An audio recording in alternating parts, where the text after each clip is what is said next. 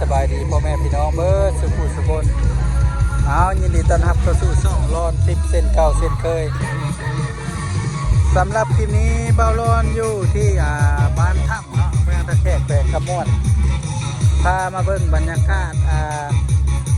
เพิ่นกะเกียมบุญบังไฟก็คือมื้ออื่นเป็นมื้อบุญเนาะมื้อจุดบังไฟมื้อนี้เป็นมื้อกะเกียมกะเบิ่งบรรยากาศหอมๆก่อนมีหางขายเครื่องมาเต็มแล้วพี่น้องเนี่ย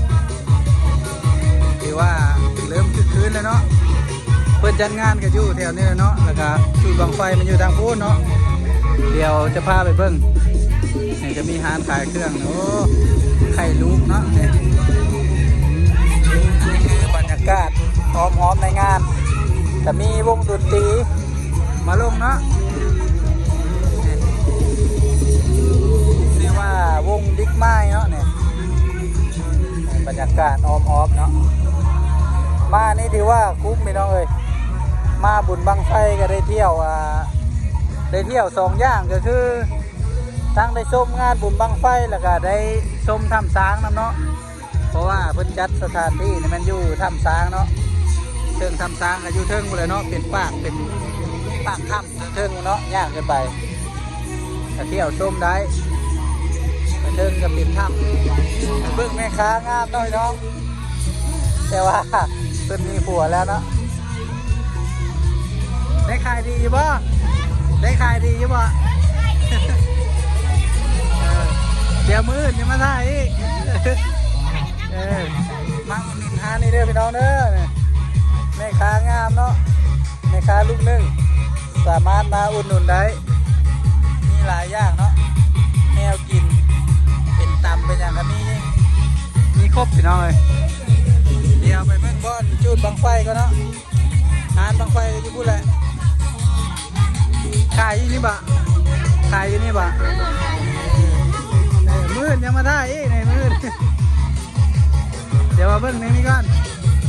เอามารอเบิ้งงานบังไฟนะพี่น้องเมื่อกี้นี่ก็เป็นผู้สาวนะพี่น้องแต่ว่าสาวลูกนึ่งพี่น้องพามาเบิ้งนี่เนาะอันนี้จะเป็นเดินบ่อนข้าเจ้าสีจูดบังไฟมืดเนาะนี่มืดนี่โอ้คนเต็มเลยพี่น้องไอ้แทนนี่ฮะ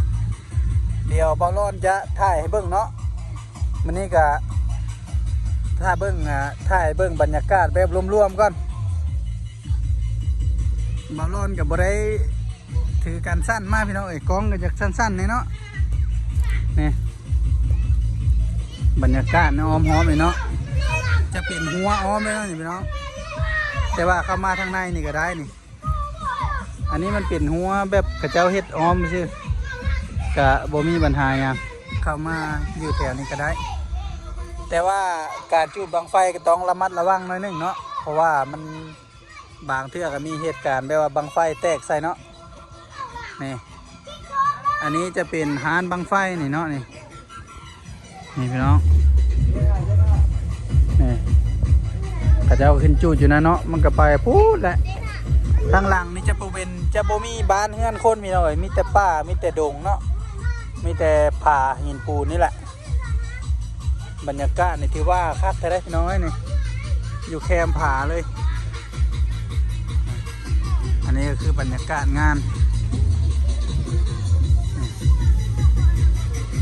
สามารถมาเที่ยวมาส้มได้พี่น้องผู้ใดบ่เคยมากะถ้าผู้ใดอยู่ไกลกะเบิ่งคลิปเบาร้อนก็ได้พี่น้องนี่เดี๋ยวเบาร้อนจะถ่ายให้เบิ่งหลายๆนาทีเลยพี่น้อง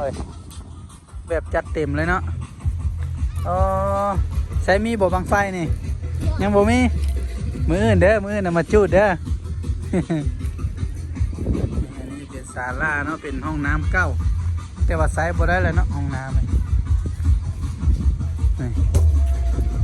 ไปทางพุ้นก็จะเป็นพุ้นละเป็นเดินเนาะเดินบานแล้วก็เป็นส่วนต้นมะพร้าวพี่น้องกะคลิปบอลลอนลงไปก่อนหน้านั้นแล้วเนาะคลิปนี่มื้อนี่แถวนั้นก็จะมีเต็นท์หลายๆเลยพี่น้องเขาเจ้ากางเต็นท์เป็น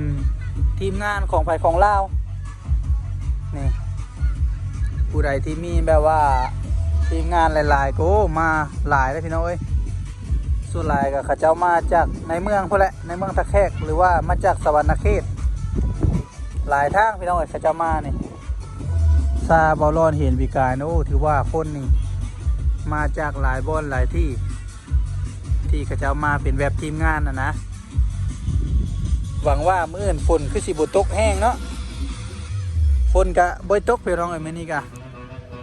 ตกแต่มื้อวานซื่นนี้ตกแห้งเต็มวานซื่นนี่อันนี้คือบรรยากาศนะข้างหน้าถ้ำนี่เนาะคลิปถ้ำสางกับบอลลอนลงหลายคลิปแล้วพี่น้องเอ้ยสามารถไปเบิ่งคืนได้บอลลอนจะปาลิงก์ไว้อยู่ลุ่มเด้อพี่น้องเด้อสามารถกดเข้าไปเบิ่งคืนได้โอ้สังเกตว่าเห็นเพิ่งมาจับเลยพี่น้องเอ้ยอยู่ไกลปากถ้ำสางนี่3 หั่งบุญนะพี่น้องนี่เดี๋ยวบอลลอนจะซูมให้เบิ่งเนาะนี่บุ้งว่าเห็นหรือว่านี่เนาะนี่เดี๋ยวบอลลอนจะหมายวงแดงให้เบิ่งเลยพี่น้องนี่อยู่เทิงนั้นหั่งหนึ่งแล้วก็อยู่ลุ่มนั้น2 หั่งอันนี้จะเป็นทางหน้าถ้ำช้างนะพี่น้องนี่ทางขึ้นกันอยู่นี้เนาะตอนนี้ก็ค่ำแล้วเนาะคนก็จะบ่ได้มาเที่ยวก็จะเมื่อเนาะถ้าเป็นเวลาประมาณ3-4 โมงแล้วก็จะมีอยู่เนาะนักท่องเที่ยวมาเที่ยวทำช้างเนาะชื่อว่าทำช้างบรรยากาศร่มเย็นดีพี่น้องเอ้ย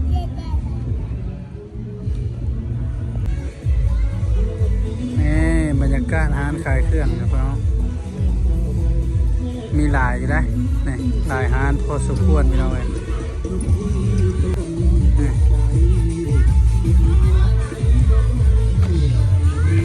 มาทางนี้ก็จะเป็น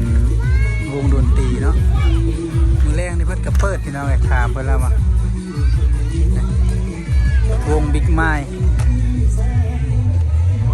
กำลังจัดสถานที่อยู่เสียงตู้นี่โอ้กองขนาดพี่น้องเอ้ยนี่กองไปตามแล้วผานี่แหละนี่อันนี้คือระเบียบกฎระเบียบในงานนะพี่น้อง1บ่ให้สูบยาสูบไฟฟ้า2บ่ให้แกเสื้อขึ้นเต็นท์เนาะ3ก็บ่ให้เนี่ยใช้มีดหรือว่าอาวุธมีคมหรือว่าปืนเนาะเข้ามาในงานอันนี้คือกฎระเบียบของทางบ้านไปเนาะอันนี้คือบรรยากาศทางไปงานบุญเนาะพี่น้องนี่ก็เป็นขัวข้ามน้ำเสียงลงเนาะนี่บุญก็อยู่พุ่นแหละเนาะทางในพุ่นบรรยากาศที่ว่างามขนาดพี่น้อยช่วงยามฝนแห้งเต็กพี่น้อยแถวนี้ฮะบรรยากาศดีนี่อันนี้ก็ขัวก็ได้ย้อนมีสถานที่ท่องเที่ยวนะพี่น้องก็คือถ้ำช้างนั่นแหละเนาะก็เฮ็ดให้มีทุนฮอนในการสร้างครัวแห่งนี้เนาะเดี๋ยวยามฝนจะมาอัปเดตให้เบิ่งใหม่นี่เข้าไปในเพื่อนเลยเนาะงานกันเอาสำหรับคลิปนี้ก็ขอจบเป็นที่นี้เนาะพี่น้องถ้ามักบรรยากาศแบบนี้ก็อย่าลืมกดไลค์กดติดตามและกดกระดิ่งเพื่อบ่พลาดคลิปใหม่ๆจะเบารอเนาะพบกันใหม่ในคลิปหน้าพ่อแม่พี่น้องสำหรับคลิปนี้ลาไปก่อนสบายดี